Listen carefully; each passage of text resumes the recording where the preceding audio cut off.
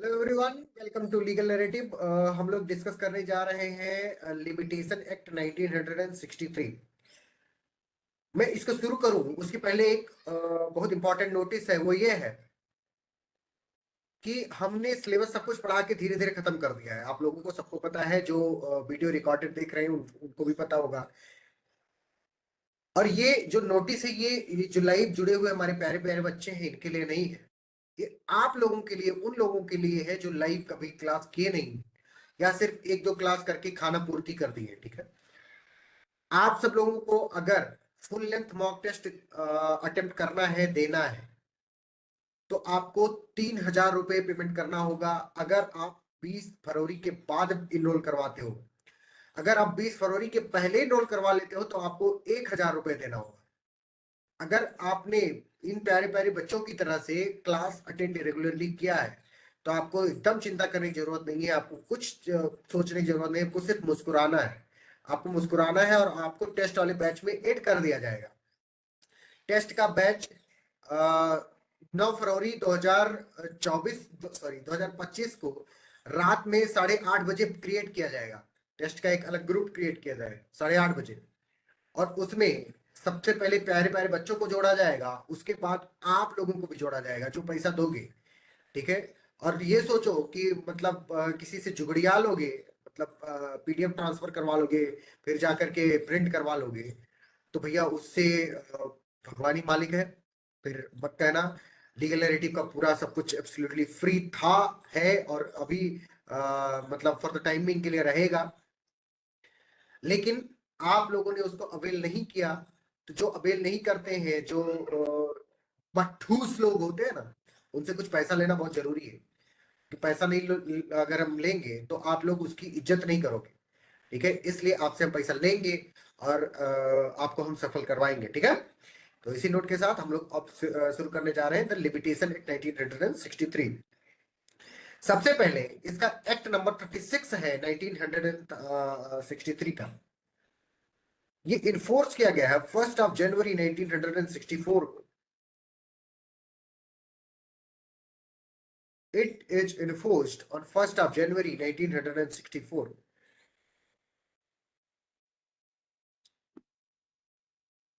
Limitation act बेटा achieve क्या करना चाहता है? सबसे पहले मैं बता दूं आपको, पहले मैं हिस्टोरिकल कुछ उसकी हिस्ट्री बताता हूं। इंडिया में पहले हिंदुओं का शासन हुआ करता था। मतलब देखो ऐसे, मतलब हिस्टोरियंस ने इसको बहुत डिस्टॉर्ट कर दिया है, कम्युनल एंगल दे दिया है। फिर भी मुझको भी मानना पड़ेगा उसी चीज को। पहले हिंदू पीरियड था इंडिया में, फिर मुस्लिम पीरियड आया। तो हिंदू पीरियड में और मुस्लिम पीरियड में there was no concept of limitation period, and the decisions were based upon equity and justice. किस पर बेस्ड थे बेटा अनामिका? इक्विटी और जस्टिस पर बेस्ड हुआ करते थे। उस समय कोई भी लिमिटेशन का प्रोविजन नहीं हुआ करता। फिर भारत क्या हुआ? गुलाम हो गया। किसका गुलाम हो गया? ब्रिटिशर्स का गुलाम हो गया। और फिर ब्रिटिशर्स ने कई सारे लिमिटेशन एक्ट इनेक्ट किए, जिनमें से पहला था लिमिटेशन एक्ट। लिखो, इस चीज को लिख लो सब लोग। Limitation act 1859। Number 2 limitation act 1871। फिर लिमिटेशन एक्ट 1908। इन सब ने, मतलब ब्रिटिशर्स के द्वारा ये जो 3 एक्ट जो इनेक्टमेंट किया गया, जिन इन 3 लिमिटेशन एक्ट्स का, they have provided the foundation for the limitation laws in India. और इसी के फर्दरेंस में जब भारत आजाद हुआ बेटा, जब भारत आजाद हुआ, तो in the year 1963 the Limitation act 1963 was enacted. It was based upon the third report of the law commission. Third report of law commission. अब इसने किस चीज को रिप्लेस किया होगा बेटा अनामिका, बताओ? किस किस एक्ट को रिप्लेस किया होगा इस एक्ट में? Limitation act 1908। बहुत बढ़िया, बहुत बढ़िया। And this limitation act 1963 replaced the Limitation act 1908 enacted by whom? The Britishers. ठीक है, कौन सी रिपोर्ट के द्वारा इसको बनाया गया? Third report of law commission, third report of law commission. ये था बेटा इसका कुछ कुछ हिस्टोरिकल बैकग्राउंड जो कि आपको जानना बहुत ज्यादा जरूरी था। ठीक है, उसके बाद में इसमें कुछ कुछ बहुत इंपॉर्टेंट डिफिनेशन है, जैसे पीरियड ऑफ लिमिटेशन क्या होता है। सबसे पहले पीरियड ऑफ लिमिटेशन डिफाइंड कहां है? तो सेक्शन 2J में डिफाइंड है। 2J, जे मतलब जोकर, सेक्शन 2J में डिफाइंड है पीरियड ऑफ लिमिटेशन। बेटा इसका मतलब होता है, पीरियड ऑफ लिमिटेशन का मतलब होता है the time prescribed for, the time prescribed for filing of the suit, appeal और एप्लीकेशन। ध्यान से सुनो, द टाइम प्रेस्क्राइब्ड फॉर किस किस चीज के लिए? Filing of the suit number 1, number 2 appeals, number 3 applications. And section 2L में प्रेस्क्राइब्ड पीरियड वो डिफाइंड है। प्रेस्क्राइब्ड पीरियड उसका मतलब होता है बेटा, प्रेस्क्राइब्ड पीरियड का मतलब होता है period with in which, period with in which a suit or appeal must be filed under any circumstances, उसको हम प्रेस्क्राइब्ड पीरियड कहते हैं। There is distinction between period of limitation and prescribed period. ध्यान से सुनना, जो टाइम प्रेस्क्राइब कर दिया गया है, एक्ट में लिख दिया गया है, वो तो क्या है? पीरियड ऑफ लिमिटेशन है। प्रेस्क्राइब्ड पीरियड है कि जिस पीरियड में हमको फाइल कर ही देना है, नहीं कर पाए तो दिक्कत हो जाएगी, उसको हम प्रेस्क्राइब्ड पीरियड कहते हैं। ठीक है, ये जो लिमिटेशन एक्ट है अपना 1963 का बेटा, ये 3 चीजों पर अप्लाई होता है, मैंने आपको पहले ही बता दिया। It applies to suits, suits, suits मतलब in civil matters. Number 2, it applies to appeals, and number 3 applications. इसका मतलब है किस चीज पर अप्लाई नहीं होता है प्रीति?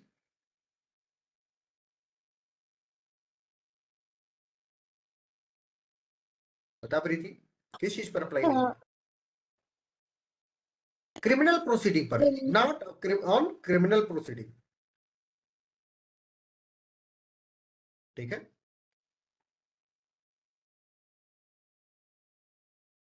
अब लिमिटेशन पीरियड क्या क्या हो सकता है सूट, अपील और एप्लीकेशन का, और इसके क्या क्या एक्सेप्शंस होते हैं, सेक्शन 3 से सेक्शन 11 तक के में बताया गया बेटा। इसको एक एक्ट कहता है कि कोई भी जो सूट, एप्लीकेशन और अपील है, वो बियॉन्ड, ध्यान से सुनो, बियॉन्ड अगर लिमिटेशन पीरियड में लाई गई है तो उसको क्या कर दिया जाएगा बेटा? नहीं सुना जाएगा, बार कर दिया जाएगा उसको। सेक्शन 3 बताता है असूट, ध्यान से सुनो, a suit filed after the, filed after the prescribed period must be dismissed, must be dismissed, उसको रिजेक्ट कर देना है पहले से। इवन दो डिफेंडेंट उस चीज का प्ली लेता है या नहीं लेता, कोई मतलब नहीं है। जैसे मान लो कि प्रीति मिश्रा और अनामिका के बीच में क्या हो गई, कोई सूट फाइल हुआ, प्रीति मिश्रा प्लेंटिव है, अनामिका डिफेंडेंट है। प्रीति को प्रेस्क्राइब पीरियड ऑफ 12 मंथ में क्या करना था? फाइल करना था, लेकिन इन्होंने 13 मंथ में फाइल किया। अनामिका ने इसका कोई ऑब्जेक्ट नहीं, तो भी इसका क्या फेट होगा कविता बताओ? क्या था सर, एक बार रिपीट कर दीजिएगा। अरे यार, ये बहुत खतरनाक बात होती है, समझो कितनी डिसमिस हो एनर्जी वेस्ट हो जाएगा, रही है। क्या है अनामिका? डिसमिस हो जाएगा फिर भी। बिल्कुल डिसमिस हो जाएगा। मैं फिर से कविता तुम्हारे लिए बोल दे रहा हूं, लेकिन तुम कविता, तुम्हारा मन नहीं लग रहा है इसका मतलब। सर आवाज कट रही थी आपकी। अच्छा अच्छा, ठीक है, मैं फिर से बोल रहा हूँ। मान लो कविता और सॉरी, प्रीति और अनामिका के बीच में कुछ मान लो सूट फाइल हुआ, जिसमें प्रीति प्लेंटिफ है, अनामिका डिफेंडेंट है। कविता ध्यान से सुनो बेटा, यस सर। और उसका लिमिटेशन पीरियड कितना है या प्रेस्क्राइब्ड पीरियड ऑफ लिमिटेशन कितना है, 12 मंथ है। लेकिन उन्होंने, प्रीति ने 13वें मंथ में यानी 13वें मंथ में क्या किया, सूट को फाइल किया। लेकिन अनामिका ने उसको एज ए डिफेंस, मतलब वो क्लेम नहीं किया कि इसको डिसमिस किया जाना चाहिए। तो बताओ क्या डिसमिस किया जाएगा कि नहीं किया जाएगा? किया जाएगा सर, क्यों किया जाएगा? क्योंकि लिमिटेशन पीरियड समाप्त हो गया है। बहुत बढ़िया, बहुत बढ़िया। और इसमें जरूरी नहीं है कि डिफेंडेंट प्ली को रेज करे ही करे। बहुत बढ़िया, बहुत बढ़िया कविता, बहुत बढ़िया। कंप्यूटेशन ऑफ लिमिटेशन पीरियड करते टाइम पे बेटा, कंप्यूटेशन मतलब होता है उसकी गिनती करते टाइम पे सिचुएशन, बहुत सारी सिचुएशन आ सकती है। तो नंबर 1 सिचुएशन है, अगर जो हम गिनती बेटा कर रहे हैं उसमें जिस दिन लिमिटेशन पीरियड खत्म हो रहा है उस दिन कोर्ट क्या है, क्लोज्ड है, बंद है। तो लिमिटेशन पीरियड क्या होगा, एक दिन के लिए बढ़ जाएगा। एक दिन के लिए नहीं, मतलब तब तक के लिए बढ़ जाएगा जब तक नेक्स्ट वर्किंग डे नहीं आ जाता। ध्यान से लिख लो इस चीज को कि इफ सेक्शन 4 बात करता है इस चीज की, इफ द प्रेस्क्राइब्ड पीरियड और prescribed time expires when the court is closed, filing is allowed on the next working day. Filing is allowed on the next working. जब भी नेक्स्ट वर्किंग डे आएगा तो क्या किया जाएगा, उसको, उसकी फाइलिंग को अलाउ किया जाएगा। इवन दो क्या हो गया है बेटा, अभी वो प्रेस्क्राइब पीरियड खत्म हो गया। समझ रही हो चांदनी, नहीं समझ पा रही हो? Yes sir. एक केस हुआ बेटा, एक केस हुआ, Hukum Dev Narayan Yadav versus, Hukum Dev Narayan Yadav versus Hukum Dev Narayan Yadav versus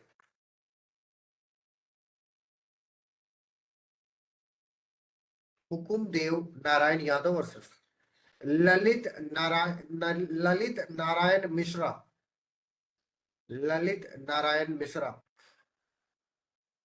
Hukum Dev Narayan Yadav versus Lalit Narayan Mishra. इस केस में सुप्रीम कोर्ट ने कहा कि limitation can not be extended arbitrarily under section 4। ये जो जिस दिन कोर्ट बंद रहती है बेटा, इसमें आर्बिट्रेरली उसको एक्सटेंड नहीं किया जा सकता। ठीक है, अब मान लो, अब मान लो कि जब प्रेस्क्राइब पीरियड चल रहा था तब जो प्लेंटिफ था या जो भी पार्टी थी वो क्या थी, डिसेबल थी। तो लिमिटेशन पीरियड चलेगा कि नहीं चलेगा? सेक्शन 6 कहता है कि एक्सटेंड कर जाएगा लिमिटेशन पीरियड जितने देर के लिए लीगल डिसेबिलिटी रहेगी। सेक्शन 6,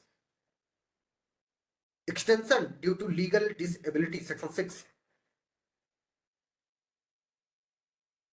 इफ लिखो, if a person is minor, minor की लीगल डिसेबिलिटी होती है ना बेटा प्रीति, यस सर।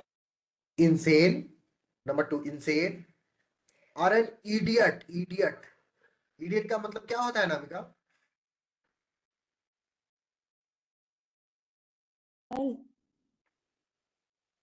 थोड़ा थोड़ा कह सकते हैं। Idiot at the time of accrual of the right, जिस दिन उस पे राइट ऑफ लिमिटेशन आया। If a person is minor, insane, or an idiot at the time of accrual of the right, limitation starts after the disability seizure। जिस दिन disability उनकी seize करेगी, खत्म होगी, उसके बाद से लिमिटेशन स्टार्ट होगा। तब तक लिमिटेशन नहीं चलेगा, तब तक लिमिटेशन नहीं चलेगा। ठीक है, अब मान लो कि कई सारी डिसेबिलिटी, तो क्या होगा? तो जब सारी डिसेबिलिटी खत्म हो जाएगी बेटा, ये भी लिमिटेशन एक्ट में ही आगे बताया गया है कि जब सारी डिसेबिलिटी खत्म हो जाएंगी तब लिमिटेशन पीरियड स्टार्ट हो। इसी पर एक केस हुआ, लक्ष्मी नारायण वर्सेस, लक्ष्मी नारायण वर्सेस केसरी चंद, लक्ष्मी नारायण वर्सेस केसरी चंद। इस केस में बताया गया, इस केस में बताया गया बेटा, इस केस में बताया गया कि if there is multiple disability exist, if there is multiple disabilities exist. Limitation begins when all these disabilities end. जब सारी डिसेबिलिटीज खत्म हो जाएगी तब लिमिटेशन स्टार्ट होगा, तब बिगिन होगा। लिख रही हो ना यशस्विनी? Yes sir. बहुत बढ़िया।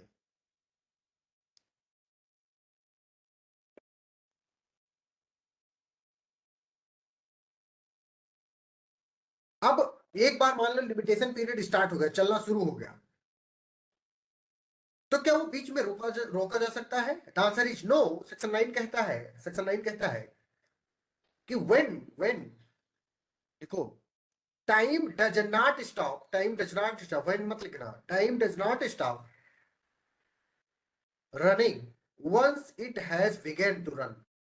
एक बार अगर उसने चलना शुरू कर दिया, पीरियड ऑफ लिमिटेशन स्टार्ट हो गया, तो फिर नहीं रुकेगा, फिर नहीं रुकेगा। ठीक है,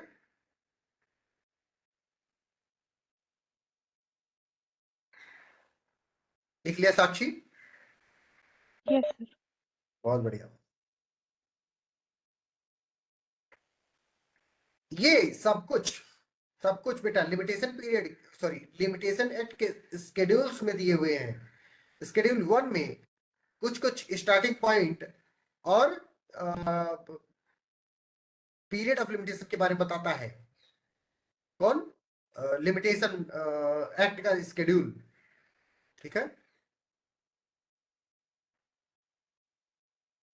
कुछ कुछ लिमिटेशन पीरियड है, उनको मैं लिखवा दे रहा हूं एक टेबल की तरह से, अगर आप चाहो तो बना लो।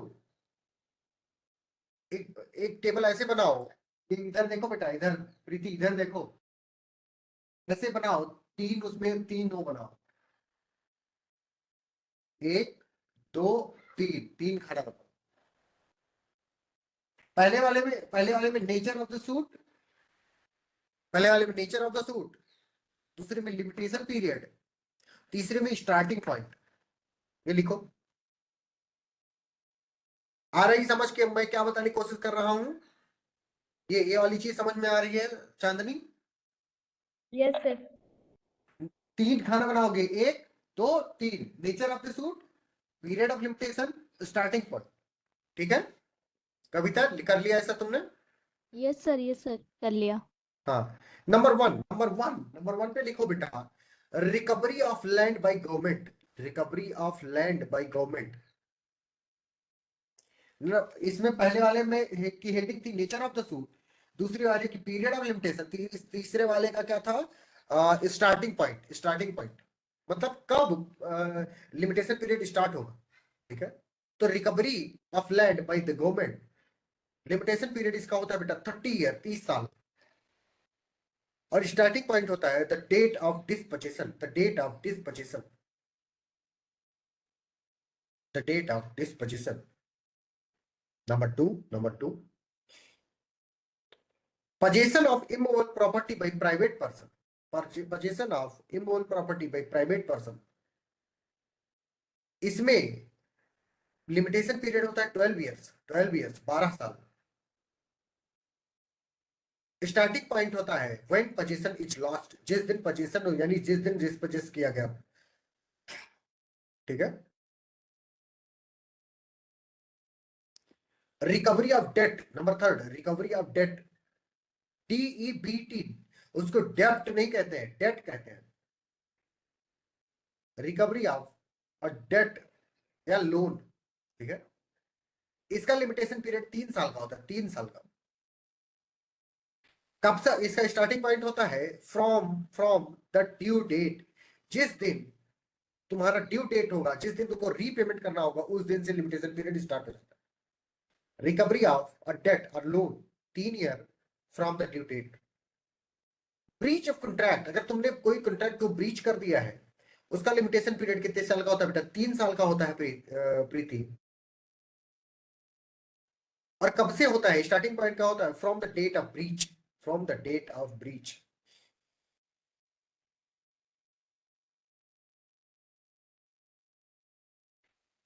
Suit against the government, suit against the government under under Article 300 of the Constitution, suit against the government under Article 300 of the Constitution. मतलब अगर ये टॉर्ट कमिट कर दे कौन, गवर्नमेंट, तो पीरियड ऑफ लिमिटेशन 1 साल का होता है, 1 year, and it starts from the date of action, and it starts from the date of action. लिख लिया चांदनी? Yes sir. तो हमको ये जो भी 4-5 चीजें हैं, 5 चीजें, ये हमको रट्टा मारी होनी चाहिए। क्या कर लोगी चांदनी? सर रट्टा मारनी है। इनको मैच द फॉलोइंग में आएगा, लिमिटेशन पीरियड हो सकता है कितना है, तो तुरंत मार करके चले आना है, एकदम सीना चौड़ा करके, लो मैंने मार दिया, ठीक है। Yes sir. जो जो पीरियड ऑफ लिमिटेशन होता है वो कंटिन्यूअसली रन करता है बेटा, और इसको एक्वायर भी किया जाए, एक्विजिशन ऑफ द राइट भी होता है, ठीक है। तो सबसे पहले कौन कौन से पीरियड को हम एक्सक्लूड कर सकते हैं, तो exclusion of the time in computation, and this is provided in section 12 to section 15। तो सबसे पहले सेक्शन 12 क्या कहता है? Section 12 it says exclusion of the day of the cause of action and time for obtaining copies of the order। जिस दिन cause of action arise हुआ उस दिन को हम एक्सक्लूड कर देंगे, उसको हम पीरियड ऑफ लिमिटेशन में नहीं जोड़ेंगे, और जिस दिन कॉपी ऑफ ऑर्डर मिलनी थी या मिली उस दिन को भी हम एक्सक्लूड कर देंगे, उसके अगले दिन से जोड़ेंगे। सेक्शन 12 बोलता है exclusion of the day of the cause of action and time for obtaining copies of order। लिख लिया कविता?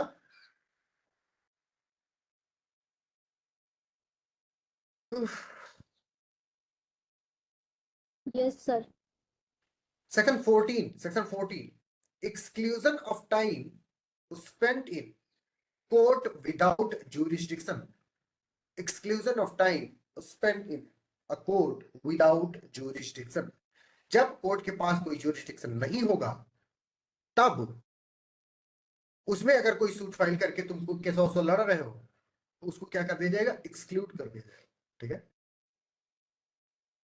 Next is section 15 exclusion of time when the defendant is outside India। exclusion of time when defendant is outside India, ठीक है। when defendant is outside India, when defendant is outside India। तो अगर आपसे पूछे कि exclusion of the time in the computation कौन कौन से केसेस में हो सकता है, तो मैंने आपको तीनों केस बता दिए, ठीक है। लिख लिया चांदनी? Yes sir. बहुत बढ़िया चांदनी, बहुत बढ़िया, I am very proud of you चांदनी।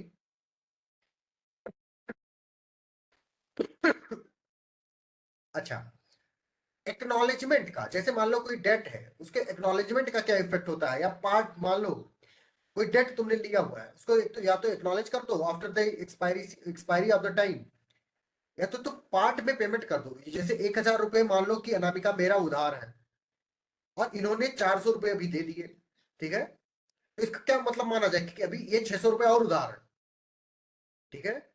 या ये इन्होंने एक्नॉलेज कर लिया इन राइटिंग कि मैं कृपा शंकर पांडे का 1,000 रुपए उधार हूं, तो क्या हो जाएगा बेटा? ये भी एक्नॉलेजमेंट हो जाएगा। तो इसका क्या इफेक्ट होता है बेटा? ये प्रोवाइड किया गया, दिया गया है सेक्शन 18 में। सेक्शन 18 में effect of acknowledgement and part payment is given under section 18। ये कहता है if a person acknowledges the debt before expiry, a fresh period of limitation begins। a fresh period of limitation begins।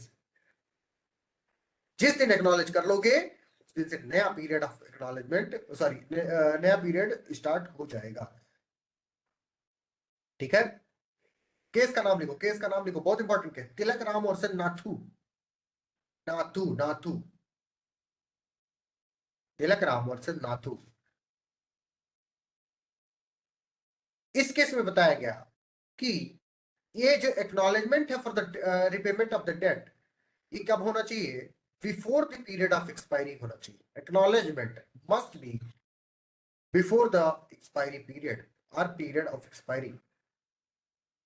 ठीक है।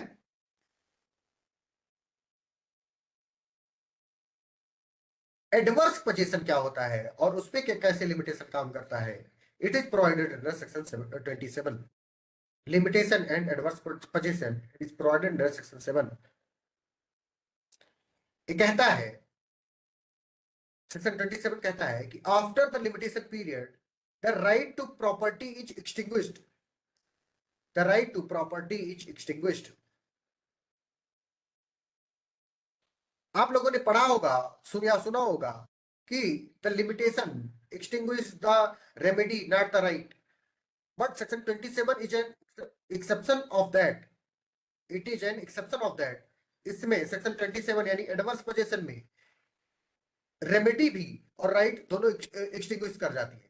ठीक है, ये बात जरूर लिख लेना कि it is an exception of the principal that limitation क्या कहता है, expires the bars remedy but not bars the remedy. Rights. बिल्कुल बिल्कुल, उसका ये एक्सेप्शन है सेक्शन 27। बहुत बढ़िया नामिका। एडवर्स पोजीशन का मतलब क्या होता है बेटा? इफ अ पर्सन, ध्यान लिख लो, इस चीज को लिख लो, नहीं तो भूल जाओगे सब। If a person possess property continuously for a period of 12 years, he gets ownership right over it। he gets ownership right over it। लेकिन क्या होना चाहिए? अगेंस्ट दी और adverse to the ownership of others होना चाहिए। ठीक है। K Verma versus Union of India, जो केस हम अभी पहले भी पढ़ चुके हैं, उस केस में एडवर्स पोजीशन के बारे में बताया गया कि एनी पोजीशन, देखो सब लोग, any position is called adverse position when it fulfills the condition that possession must be open। मतलब खुल्लम खुल्ला एकदम कर रहा है। Number 2 continuous। Number 3 hostile and without permission of the real owner। Possession must be open, continuous, hostile and without permission of the true owner। and without permission of the true owner। लिख लिया बेटा? K Verma versus Union of India. Preeti तुमने? Yes sir. बहुत बढ़िया प्रीति, बहुत बढ़िया। क्या इसका एक्सटेंशन, सस्पेंशन, एग्जम्पशन किया जा सकता है? तो हमको इसके लिए सेक्शन 29 से सेक्शन 32 तक आप लोग देख लेना, उसके अंदर मैं बहुत कुछ नहीं घुसूंगा।